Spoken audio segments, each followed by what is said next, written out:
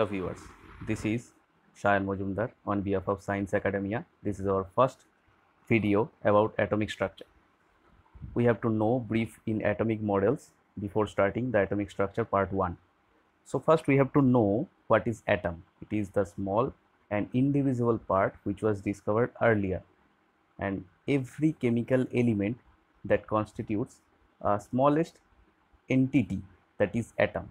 Solid, liquid, gas, plasma, irrespective of its state, it is composed of neutral or ionized atom. So as previously said, it is extremely small, and typically that is 100 picometers across. So there is a model, there is various model. So just we have made a table which is around the years from 1803 to 1926. The first model was discovered John Dalton, which is about solid sphere model. The second was 1904, J.J. Thomson. So a long time later, about 101 years, it was discovered plum pudding model. And the next was in 1911 by Ernest Rutherford, nuclear model. Then 1913, Niels Bohr, planetary model. And the final was, which is now the most correct form of atomic models, is Schrodinger's quantum model. So we have to know the details about the models. So first we will study about Dalton and Thomson. So Dalton was given a solid sphere model. We basically know that Dalton stated that atom is a solid sphere and cannot be divided in smaller particles. He also stated various other laws about atomic model, that every atom have a different atomic weight. The second was all atoms of an element are identical and they unite to form a compound, neither created or nor destroyed. That means any atom can be created or cannot be destroyed in a chemical reaction. But it was a drawback that he stated atom as indivisible. Later we have know that atom is divided into electron, proton and neutron.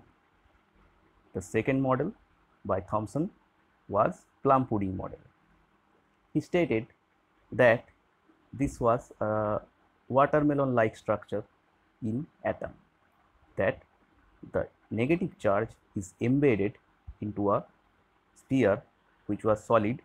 That solid sphere constitutes a full amount of positive charge, but it was also a drawback that he stated that full nucleus contains positively charged sphere. The third one was the law of Rutherford. Rutherford made an experiment of gold foil. He shot alpha particle on a gold foil sheet and observed that various gold particles of a few amount was deflected, and he stated that nucleus is located in the center.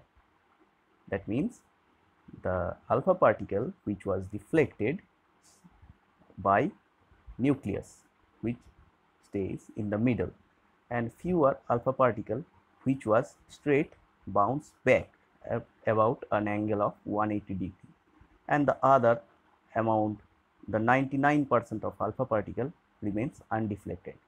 And he stated that the empty space is full in the atom. The fourth one was Bohr's planetary model.